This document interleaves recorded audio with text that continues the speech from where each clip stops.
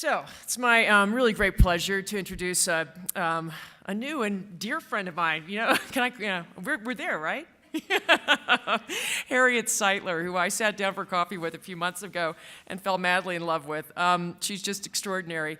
Harriet has been the 20-year chief marketing officer for Oprah and the OWN network. She's really led all of the extraordinary activities that Oprah has had around her brand over the last 20 years. So it's an incredible thing. She's also she was at MTV for 12 years, really at the beginning of the MTV era. She was really there at the very cutting edge, and then at ESPN too. So she's had a very broad, extraordinary experience across sort of brand and mission-driven brand, and so we're absolutely thrilled to have her here with us today. I'd also say her adorable daughter, Emma Seitler, who is actually an adult, but she looks like she's 12, and is here with us today, and she is actually working in the Denver public schools for a not-for-profit focused on at-risk youth. So it's totally cool that she's actually here in this group, and if anybody wants to bend Emma's ear as well, she'd love to have it. So with that, I'd like to introduce Harriet. After that, by the way, our dear friend, if he's appeared yet, Carlos. Is Carlos here? Carlos Watson? There he is. Carlos Watson will come up after Harriet does her remarks, and they're going to come up and have a fireside chat. Carlos is the founder and CEO of Aussie Media, a company that Michael and I both are very proud to be investors in. Louise Rogers here is also on the board there. And so Carlos will come up after Harriet's presentation to do a fireside chat. Thank you, guys.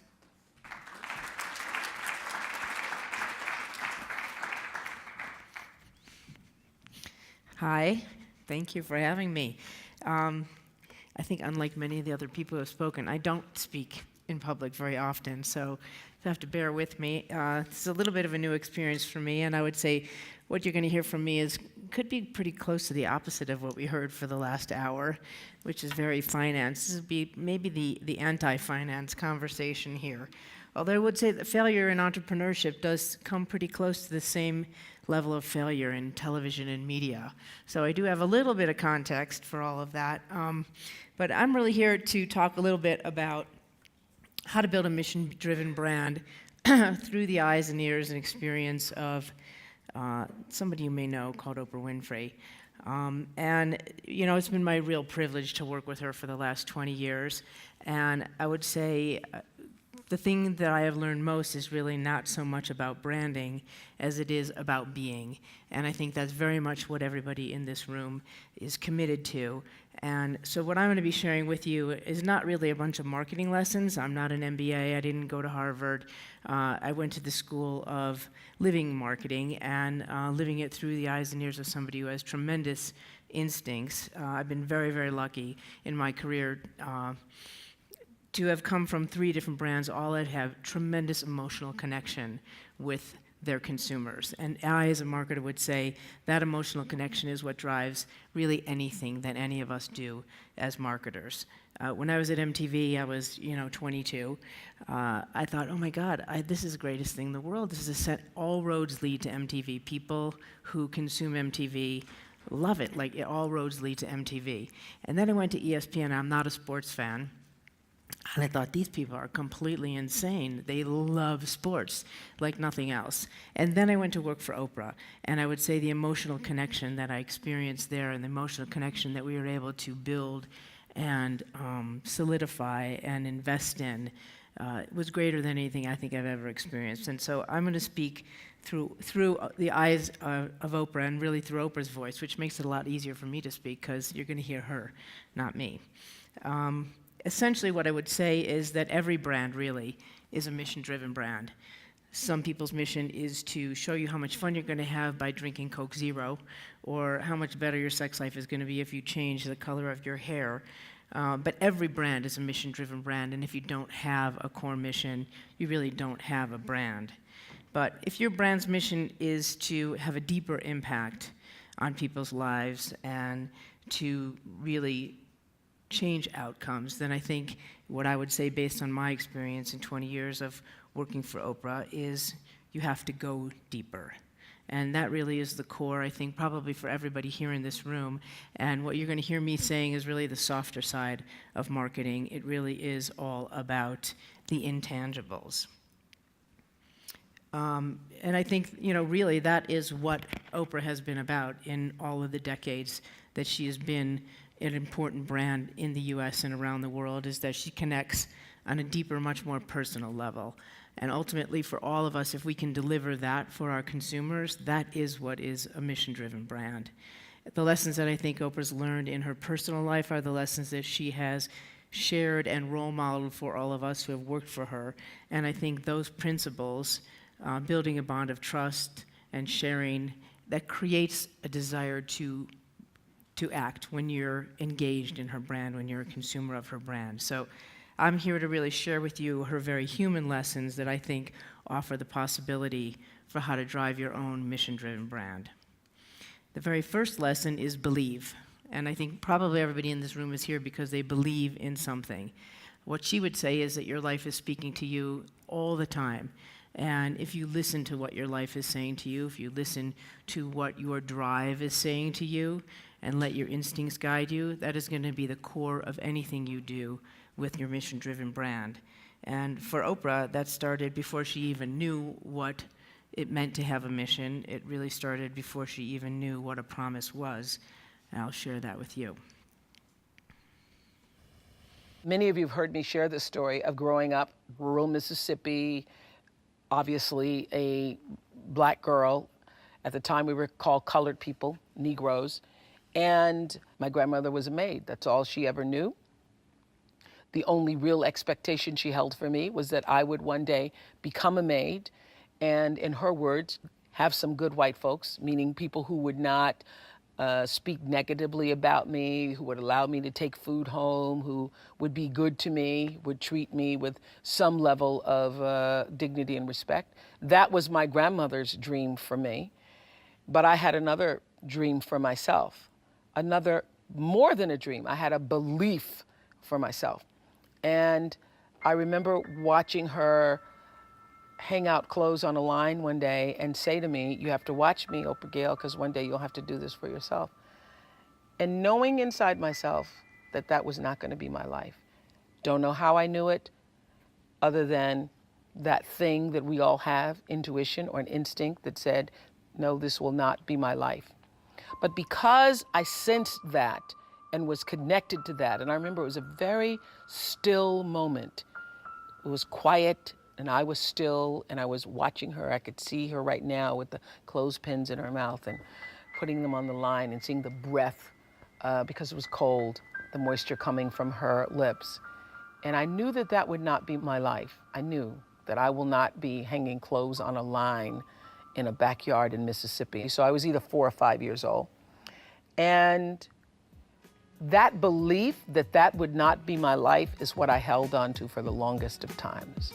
I just, no matter what, believed that there was something bigger, greater, more for me.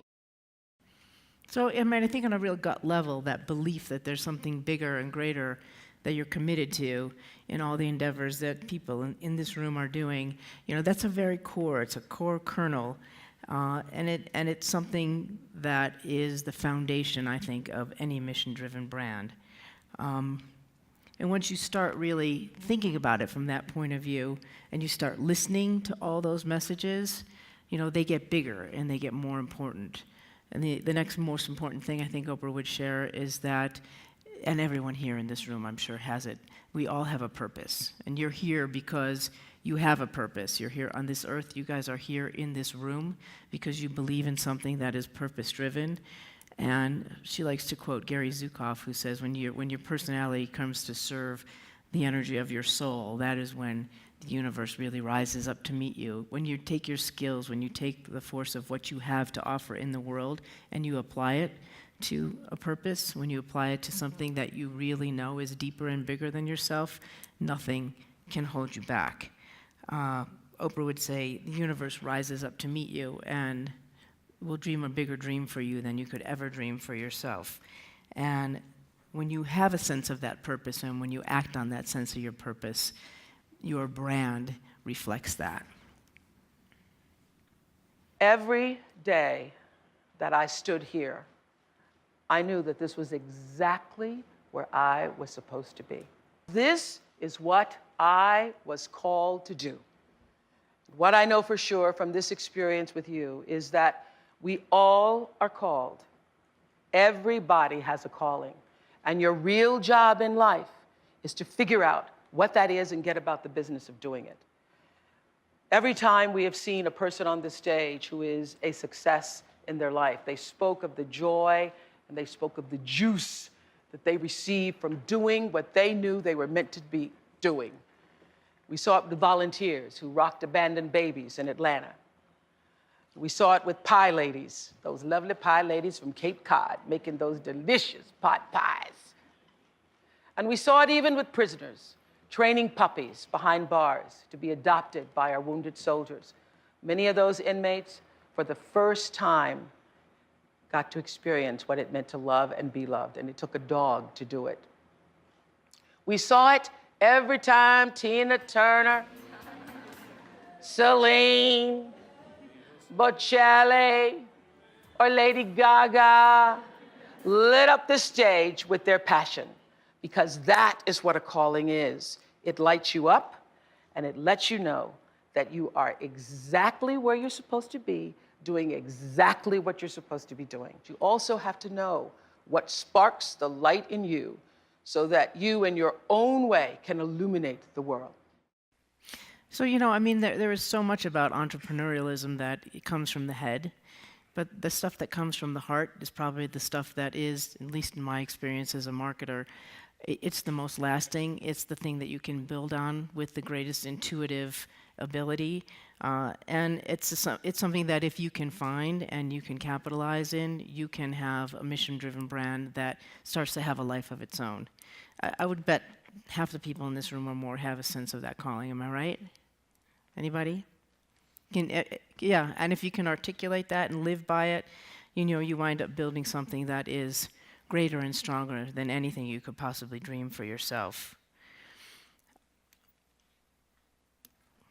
Anyway, I'd say the next most important thing is once you start, you know, once you're beyond the imagining of it, once you're beyond sort of the belief, once you're beyond the sense of what is my calling, what is the way to actually build a brand and build an organization that lives up to a brand? I would say what Oprah tells us is the most important thing is to be true to who you are, that the being of who you are is more important than what it is you're actually doing. And when you move from the core of yourself, you automatically do something with authenticity, and authenticity is probably the core to any brand, and particularly any mission-driven brand. So this is Oprah talking to a group of graduates at Stanford, and she speaks really clearly. I think it'll resonate with everybody in this room. We're about 5 miles from Facebook and Sheryl Sandberg. And last year she published the book Lean In, and it has gotten incredible traction. It had some, criticism as well. And I was wondering, if you were to write a book on women in careers, what would your title be? It would be Step Up and Into Yourself. Because this is the truth. There is no real doing in the world without being first. For me, being, your presence, your connection to yourself and that which is greater than yourself is far more important than what you do, but also is the thing that fuels what you do. You have leaders who are self-actualized and understand what your contribution to change the world can be. You can only do that if you know yourself. You can only do that you cannot do it unless you take the time to actually know who you are and why you are here. And everybody has that. And you cannot fulfill it unless you have a level of self-awareness, to be connected to what is the inner voice or the instinct. I call it your emotional GPS system that allows you to make the best decisions for yourself. And every decision that has profited me has come from me listening to that inner voice first. And every time I've gotten into a situation where I was in trouble, it's because I didn't listen to it. I sit here, profitable, successful by all the definitions of the world. But what really, really, really resonates deeply with me is that I live a fantastic life. My inner life is really intact. I live from the inside out. And so everything that I have because I let it be fueled by who I am and what I realize my contributions to the planet could be.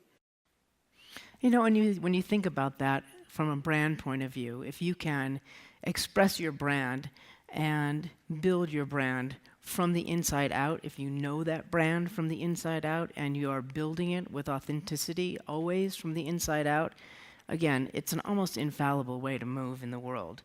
When I worked at MTV, you know, we spent a lot of time saying, you know, we can't say we're cool. You just have to be cool. And, you know, and people sniff it. You know, kids would sniff it if it wasn't cool. ESPN could not say, we are the center of the universe for sports fans. They had to be it. And they were a magnet because they did it with such authenticity and came from a place of what, you know, what is that emotional core that a sports fan has for sports. You know, Oprah could never say that she understood women better than anybody else or that she was an inspirational force. She just was it. She came from the inside out. And if you can understand, you know, where you're coming from, what your calling is, what your purpose is as a brand, and express that and articulate that from the inside out, the organic and intuitive and natural connection that you have with your consumer, it's almost impossible for it not to succeed. And so let's talk about the consumer for a little bit. What is the ultimate rule for a mission-driven brand? I would say in the 20 years of my experience with Oprah and with all the brands that I've been lucky enough to work with, is that the connection you have to your consumer is key, period, end of story. And you have to be, Bill used the word relentless. You have to be relentless about listening to the consumer and honoring that consumer even more than you honor yourself, really. And everything else from that point of view follows. For me as a marketer, dealing with our sponsors, dealing with our affiliates, dealing with people who want things from us, everything becomes very, very easy. What to say no to, what to say yes to, what path do you follow when you know what your relationship with your consumer is. In other words, if it would be disrespectful to our consumer or not a good consumer experience for us to be tied into a particular sponsor versus another, or what is the limit of how much we would let a sponsor involved into what their relationship was with Oprah, it was very, very easy to make those kinds of decisions because we listened to those consumers and honored those consumers in a really, really core sort of way. There's some very practical ways to approach that, and Oprah's talking again at Stanford about that. I'll show you that in a second. And then I'm going to show you something which is a very emotional kind of way of Oprah expressing her connection to the viewer. And I want to show it to you for those two different reasons, because there's very pragmatic ways of going about it, but also when it comes from the heart, you see the power of that in an even much deeper kind of way. And this is what I know to be true. The reason why the show worked is because I understood that audience, my viewers, the people who watched us every day and would come and, just like you all did, get tickets, and they would come with their family. You all just came across campus, but that's good too. But people would come from all over the world just to be there with their aunts and their mothers, and they'd come with their cousins, and there'd be a few men in there going, what the hell? How did I do this? Or saying, well, I went to Oprah with you. I went to Oprah. I had such regard for that. And I just had a conversation with John Mackey, who runs Whole Foods, and has written this fabulous book. You should get it, called Conscious Capitalism.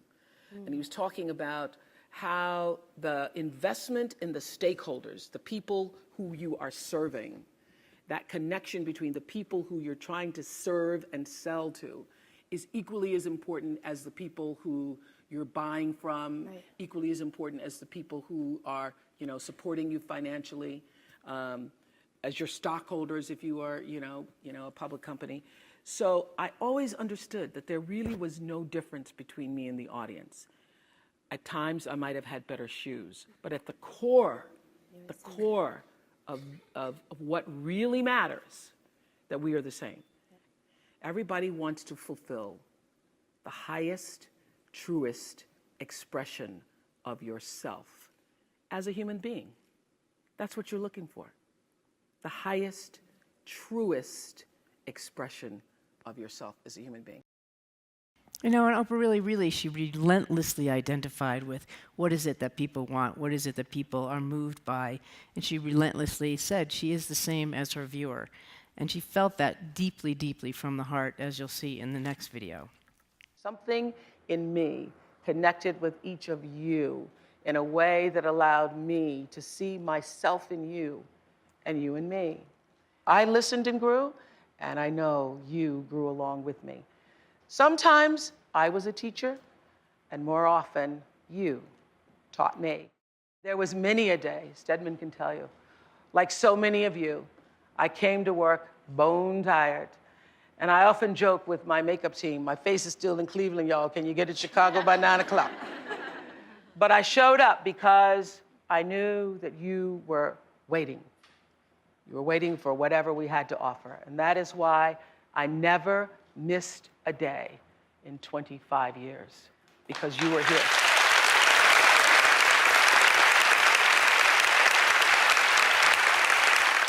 No, it's about as simple as you can get, as most things that I'm saying up here are. It's really very, very simple.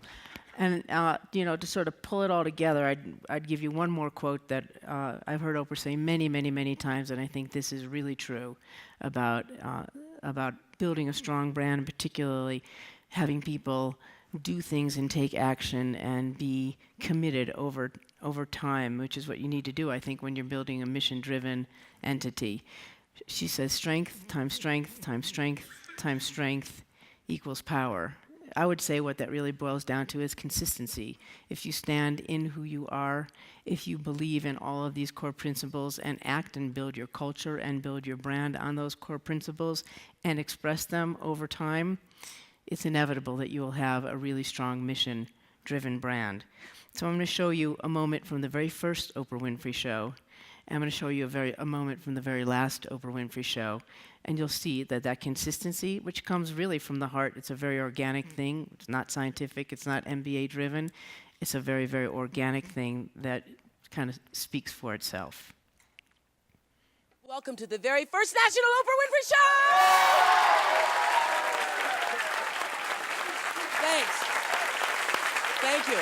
We decided to do what we do best, and that is a show about and with everyday people. I've been doing talk shows now for years, and one thing I've learned is that no matter how far down you go, and I tell you, I have been down on my knees with the best of you, no matter how low you feel,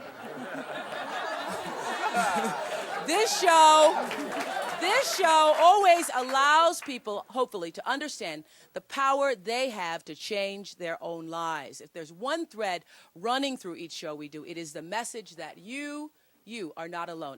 I've talked to nearly 30,000 people on this show, and all 30,000 had one thing in common.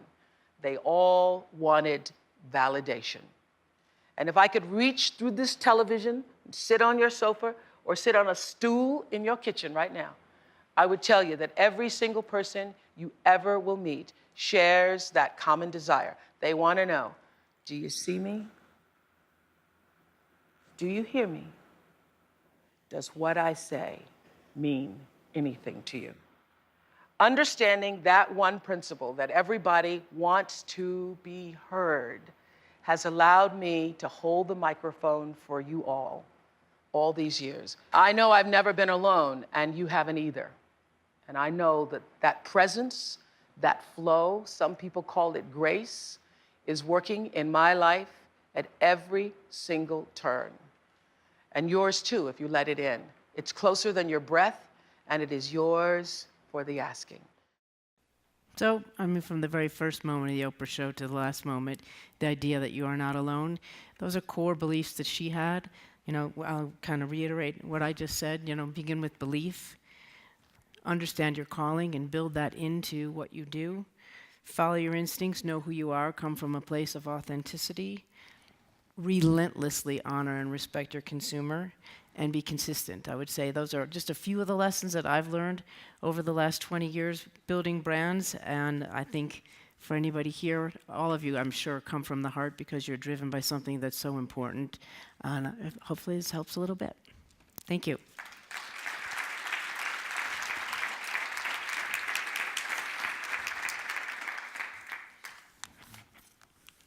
Carlos. Yes.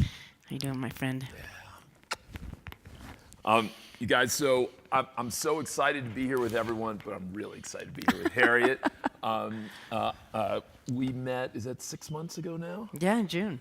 6 months ago, and every now and then, I'm sure this has happened to everyone, you've met someone on a plane, at a coffee shop, at a friend's house, maybe even at a family reunion who you really liked and who you felt like that with. And so I'm happy to be with that person. Same. Harriet, you started working with Oprah a while ago. How much has her mission and her being changed? I was furiously writing notes while you were talking. I think I sent 6 texts. Everyone on my team's going to wonder where I was because you were making me think about things. But how much has Oprah's sense of being and her sense of mission changed over the years? I would say, based on who she was when she was 4 years old, not a lot. I think what she's done is evolve. She has a core set of instincts and a core set of beliefs, and I think what she's done over the course of her lifetime and what we've seen in our organization is evolve, to learn and grow. And I think for any of us, if we are in this world of wanting to have an impact on people, you have to learn and grow. It's that's the heart version of what Bill is talking about with disruption. You have to continue to reinvent yourself, but when you reinvent yourself with a commitment to a core set of principles, I think you build strength and power over time. So a lot of people will hear that and will hear her saying, trust yourself, it's closer than you think, believe in yourself, go for it. And they will hear that and they will say, I'm doing that, or I tried to do that, and it didn't work. I didn't become the baseball player I wanted to be. The company I started didn't turn into what I wanted to be. What do you say to those folks, and what would Oprah say to those folks who say, I tried to be my most authentic self, and it felt like the universe didn't accept that? Well, listen, lots of people have written books on failure. I think what Oprah would say, in fact, I know what Oprah would say, is failure is the universe telling you to move in another direction. That, in fact, there is some other path that is probably the key to a different level of success, and that is what failure is there to show you, just like everything in your life is there to show you something. So it's an opportunity to look around and understand what wasn't quite authentic, what wasn't quite right, and follow a different path. What else within the team that Oprah has built and the structure she's built, in addition to her willingness to trust her instinct, and in addition to her talent, in addition to her being herself, do you think has allowed her to succeed as she did and grow as she did? Were there other things that were there that if you were trying to help other people learn from her experience, you would say, not only does the mission matter, not only does the being matter, not only does trusting your instinct matter, but here are a couple of other things that are part of what she did. Yeah, work hard. She didn't miss it. She said that in the tape. She did not miss a single show in 25 years. I remember once being at one of the very early days that I was working for her. I was at a conference. It was a leadership conference, a Stephen Covey conference, and I happened to end up sitting next to her. Literally, I think I've been there for about a minute. And one of the exercises was, are you a leader? Are you a manager? Are you a worker bee? And I'm a leader. I've got a big vision. She raises her hand. She goes, I'm a worker bee. I was like, oh God, I'm in trouble. She says this all the time too, love is in the details. There is no question, there is no substitute for relentlessly hard work and a level of excellence and a commitment to every detail about what you do. And she didn't end up doing what she's doing and being who she is by believing it and wishing it. She worked really hard and built organizations that were really committed to a level of excellence at at every stage of the game, in the big picture of things, in the strategic approach to things, in the creative approach to things, and in the detail of everything. You've been, some would say fortunate, but it's probably also not an accident that you were a part of not only Oprah's success, but MTV, ESPN. I mean, 3 gigantic mission-driven, really impactful parts of our culture. Any commonalities there? I don't want to force commonality if it's not there, but any commonality when you look at MTV's success, ESPN's success, and Oprah's success? It goes right for the jugular. It's having a really, really clear connection and innate understanding of your consumer. And it's really easy, by the way. Look at MTV right now. They've gone completely off track. I think they stopped really looking at their consumer, understanding their consumer, and now MTV doesn't really know what it is or who it is, and I would say it's entirely possible that MTV won't exist 5 or 10 years from now. I think ESPN probably will, because in the core of what ESPN is and who they attract as an organization, because I think ultimately when you build a mission-driven organization and you adhere to these kinds of principles, the organization becomes self-selecting. So you wind up creating a culture that it tends to reinforce itself. So I would say it goes back to a core of coming from the same place that your consumer comes from and being humble enough to listen and modify what you're doing to make sure that you are always honoring that consumer first.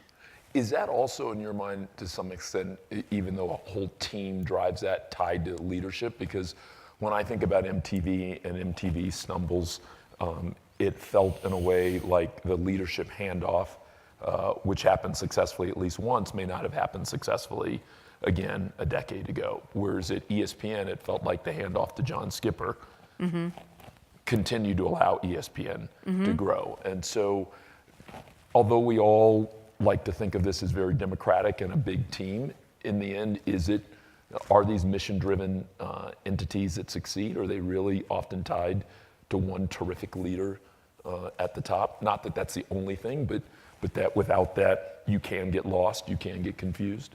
Yeah, I think there are certain people who become stewards of the brand. At MTV in the beginning, Judy McGrath, who is now on the board of Amazon, she was the essence of the brand. I couldn't tell you why, but everybody knew that, if Judy liked something, it was right. Oprah is very much the steward of her brand, and there are a few of us who never claim to be who she is, but who at least she trusts our judgment about that. So yeah, I definitely think it's about leadership, and I think the right kind of leadership is humble enough and also listens enough to be able to adapt their leadership and evolve the way they think based on the information and the input that they get. What do you think? You're building a company that's a mission-driven company.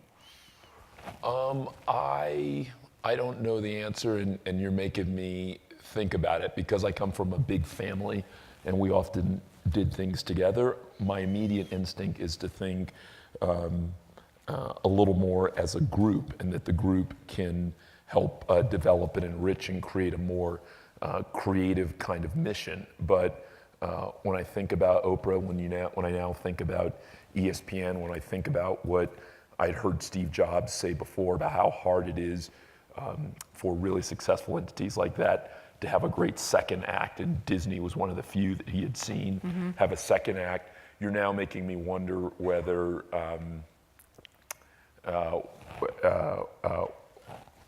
that central figure is more critical. Well, I'll tell you what, it's interesting because the Oprah show was completely and totally built around Oprah. Now we have OWN, and OWN stumbled for a lot of years. There were a lot of ways that people were trying to interpret what would Oprah want, what wouldn't she want, and it was a little bit of the lowest common denominator of do-goodery TV and all that.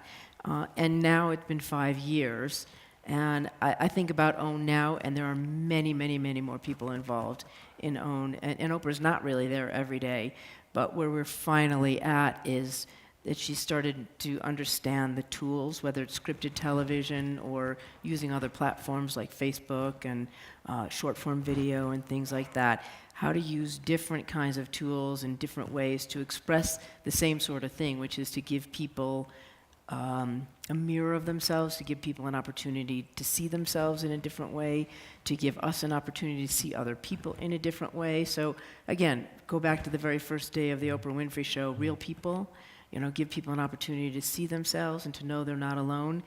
But you have to change the tools with which you're doing that as the world changes. And Oprah's less involved in actually doing that now.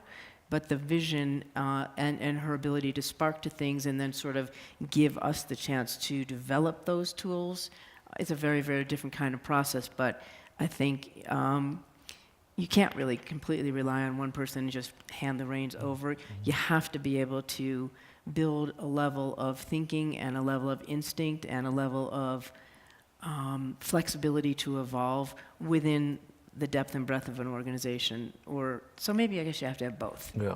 Maybe. Well, it's interesting. The other thing that you're making me think about is that it's not always the top person. I mean, when I hear stories about HBO, I hear a lot about Sheila Nevins, and I hear a lot about her ability to identify and not that she's the only one, but to identify a James Gandolfini may work in that role instead of a more classic choice like a Paul Sorvino, and that those kinds of choices and kind of knowing that may work for them may make a difference. And so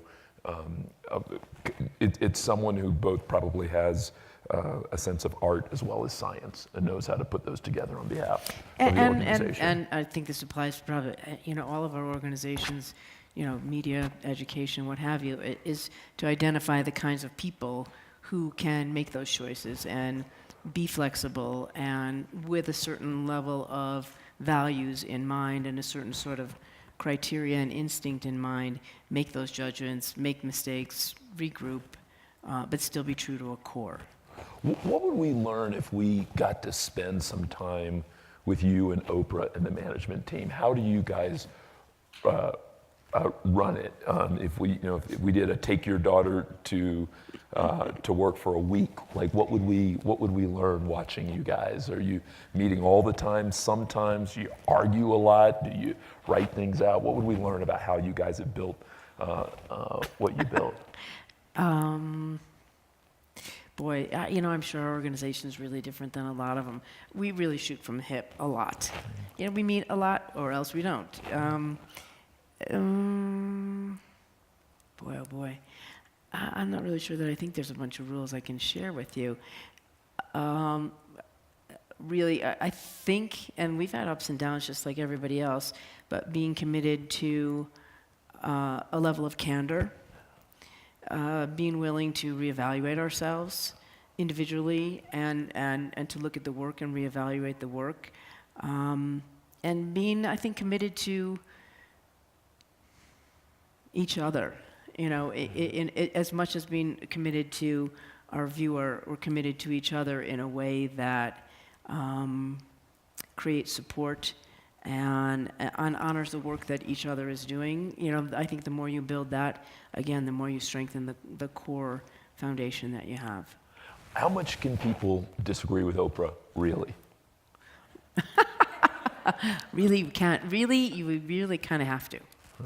Because my dad used to say that I could disagree with him, but he didn't fully mean that. He meant I could disagree to a certain extent, and then he was my dad. Like, how much can people really disagree in those situations, whether you're talking about OWN when OWN was struggling, whether you're talking about the magazine, whether you're talking about the Live Your Best Life tour, whether you're talking about the latest thing you guys are doing around belief and believe?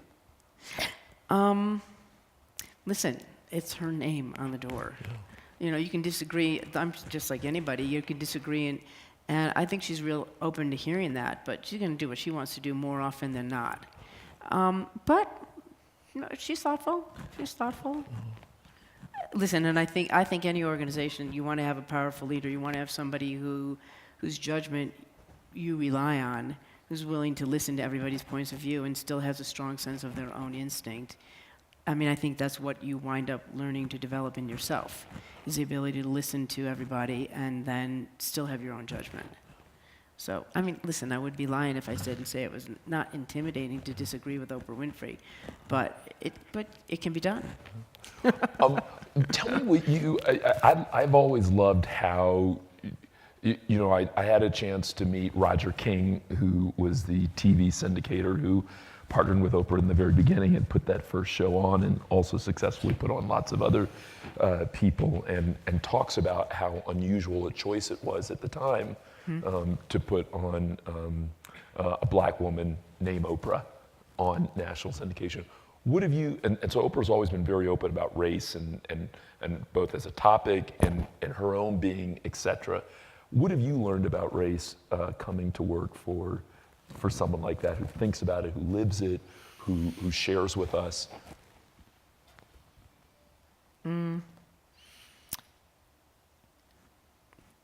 I would say, you can't talk the talk. Yeah, and it's not even about walking the walk.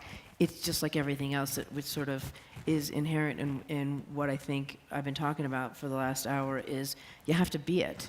Our organization is very diverse, not just racially, but, age-wise it's diverse. Many, many more females, at the top of the company and throughout the company than probably most. Really, really diverse in terms of people's sexual orientation. I think that, and the only way you ultimately really become comfortable that there is no difference between you and me, or between somebody who is, gay or straight or old or young, is just to be it, and to be in a world together with people, of diverse backgrounds, in a way that it no longer becomes a topic of conversation, and it no longer becomes something that you are thinking about. It just is what it is. And I think what's fascinating about what's going on in television right now, and even in media right now, is that the people who are consuming and engaging in media, social media, television, etc., the core of people who are doing that is shifting. The white Caucasian audience, whether it's television, whether it's social media, etc., is not the core. It's not the most active audience anymore. The ethnic audience is a much, much greater, more powerful audience, and there is nothing out there that has served that consumer except, really stereotypical kinds of things. So, what we're looking at, for instance, in the last 6 months at OWN, is having created scripted television that reflects real African American people, not a fixer who is having an affair with the president, or a hip hop family that is crazy as Empire is, but real people who are engaged in real lives at a pace that is a real normal person's pace, and finding that the hunger for that, for people to see themselves, African American viewers to see themselves as aspirational people, as real people with real families and real issues, not hyperbolized. It's resonating in a huge way, and interestingly, it's resonating with a general audience in the same way that it's resonating with an African American audience. People want to see themselves in each other. People want to see themselves reflected on the TV screen. People want to engage in an authentic way. And I think that that's a reflection of the way the demographics in our country is changing, as much as it is a reflection of the way the consumption of media is changing in our country. It's interesting. In some ways, I'm surprised, happily so, to hear you say what you're saying on that. And by the way, I wouldn't have said that to you when I talked to you last, because I didn't know it. We have learned that literally in the last 6 months, launching the 2 scripted shows that we just launched. I did not know that 6 months ago. Interesting. Yeah. So what else has surprised you? As a marketer who's had a lot of success, if you were to offer, here are the most interesting things I've come across in the last 2 years, what would be 2 or 3 of those things? Say the question again? From a marketing perspective, as someone who's run marketing at MTV, ESPN, now for Oprah, what have you learned over the last couple of years that has surprised you that you wouldn't have known 10 years ago, either about audiences, about various marketing channels and tools, about messaging, about what have you? Yikes. That's a big question. I mean, I don't think you can even look at it in 10 years. I look at it in like 30-day increments. Literally, we're doing, we just experimented yesterday, putting one of Oprah's favorite shows that has no viewership on it, called Super Soul Sunday. She loves it. She's totally committed to it. Nobody watches it. we decided, it's not really working on television, let's also put it up on Facebook Live and have her stream it live on her platform. And we tripled the number of people who are watching it. The ability to do that, to actually do a Facebook Live, didn't exist 60 days ago. So I think you can't even look at things in increments longer than 60, 90 days, because things are changing so rapidly. And I'm sure in your own vocabularies, in your own worlds, it's the same thing. Things are changing so rapidly that you just have to be paying attention, trying things. It's like what Bill was saying, you have to experiment and experiment and experiment and be willing to fail and try something else. And I don't know that that's a marketing lesson so much as it is just a lesson of the pace of change in our lives.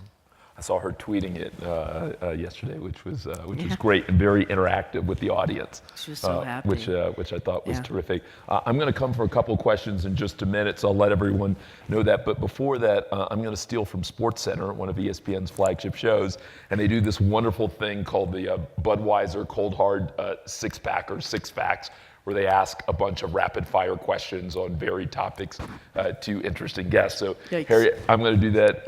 I'm going to do that with you now, and you take this wherever you want to take these. I say Trump. You say No. Sorry. Oh no. How about that? I say where Michelle Obama goes next, and you say what? Anywhere she wants to go. How many of you saw that terrific thing the New York Times did with kind of 4 pieces? I hate to call out someone other than Ozzy, but this time we'll call out the Times. They did a great job on that. If you didn't read it, you should. It was a terrific piece. I say the most interesting book you've read in the last couple of years. Creativity, Inc. Okay. Who did that? Who wrote that? Was that the guy from Pixar? Yeah. Okay, someone just sent that to me, and I haven't read it yet, but now this will be the prompt to do that. I say Oprah's best show that you were ever a part of. However you want to define best, you get to define best or favorite of her shows. Which one comes to mind? Well, I have to say it selfishly based on my experience in them. I would say that my 2 greatest experiences that turned into Oprah shows were there was a year where Oprah was actually building her house in California. She didn't really have any place to celebrate Christmas, and she decided that she wanted to do something she'd never done before. And she remembered back to a year in Milwaukee where she was, I don't know, maybe 10 years old or younger, and they didn't have any money for Christmas. And she was going to have to make up a story the next day going back to school to say, what she got for Christmas. Her biggest thing was that I have to go back and tell people I didn't get anything for Christmas. And the nuns from the church showed up and gave them Christmas gifts, gave her and her siblings some Christmas gifts, and she sort of never forgot that. That these people came and thought of her and her family and gave her these Christmas gifts. So we organized a Christmas kindness tour. And we went to South Africa, to the Western Cape of South Africa, and brought 50,000 backpacks filled with books and toys and shoes and clothes. And we went to, I would say, we were there for 3 weeks. And that turned into actually a series of Oprah shows and a primetime special called Oprah's Christmas Kindness Special. And it was probably one of the most powerful experiences ever. It was, the show was great, but the experience for me as a human was great. So, for me, the shows themselves, there's a million great shows, but I kind of view them through what I got out of them selfishly. Okay. So, yeah, that was probably my most significant one. I say Oprah's school in South Africa, her school for girls. You say what? I say it's a model. It's an incredible model for, and almost a wild disaster. The number of things that were unanticipated, the number of problems that were unanticipated, family problems, girls who had been in crisis for so long that when they finally got out of crisis, they were having like mental breakdowns because they didn't know how to cope in the real world. But again, being true to a vision and saying, I'm going to walk through these issues, I'm going to walk through these problems, I'm not going to give up, but to say that we are going to create leaders who are going to then come back to South Africa and give to that country, it's a miracle, and it's working. Fantastic. It's fantastic. And finally, before I go to a few questions, I say you. What has helped you succeed that might surprise some of the people in the audience? Some of the stuff they probably could guess, but what might surprise some of the people about what's helped you do the things you've done? Oh God, that's a terrible question. You know, I think that I'm humble enough to always learn and grow from, you know, people who are much younger than me, people who are much smarter than me, people who are more creative than me. You know, I think everything is an opportunity to learn and grow, and that's, I don't know, I think that's probably, I know I'm kind of smart, I'm kind of funny, I don't know. It's a terrible question. Yeah, I knew I was like going to it. put you on the spot, I had to. All right, like we're going that to take a question. couple of questions. We only have a few minutes, but I'm sure there are a couple of questions that people would love to ask. So if I could see a hand and then ask you to stand and ask your question somewhat loudly. Who's got a good question or two for us? Okay. So I'm just curious about 25 years, the use of data and the constant data and the interaction with consumers has really changed, and I wonder how that's changed your approach to creating content. You know, our data has always been a little bit more organic than, you know, sort of real hardcore data. You know, we get feedback from our viewers, and you get ratings every day, so that tells you sort of, you know, what to do and what not to do. And now sort of looking at how different things perform on different platforms and being able to make those changes quickly, I would say it probably harkens back to the same question that Carlos and I were talking about pace.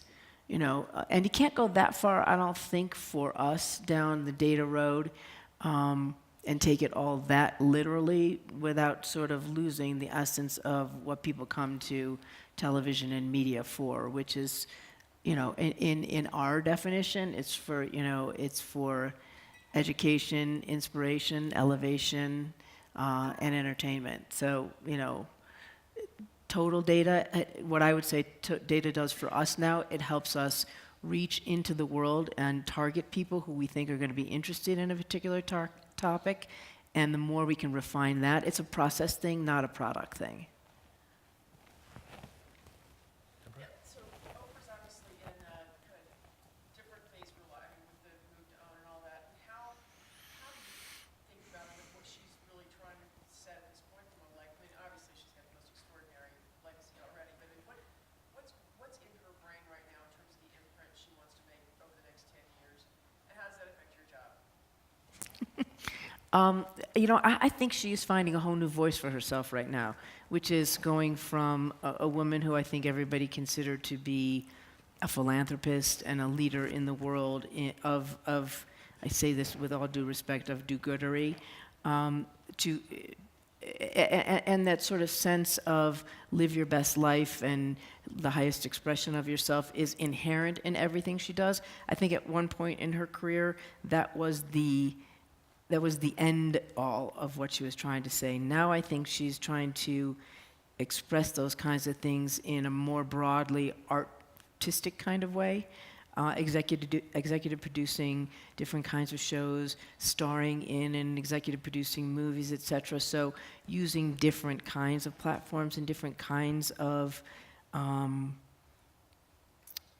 media to broaden, I think, that sense of becoming the highest expression of yourself, but doing it through characters and narratives that reach people in a different way. So how does that affect my life? You know, I'm marketing those kinds of shows the same way I would market nonfiction shows. And I think for all of us, because there'll be different kinds of shows created by different kinds of people and curated with Oprah's sensibility in mind, that the world is going to get bigger and more people will be involved in it. Ladies and gentlemen, a big hand for Harriet Seitler. Thank you. Thank you.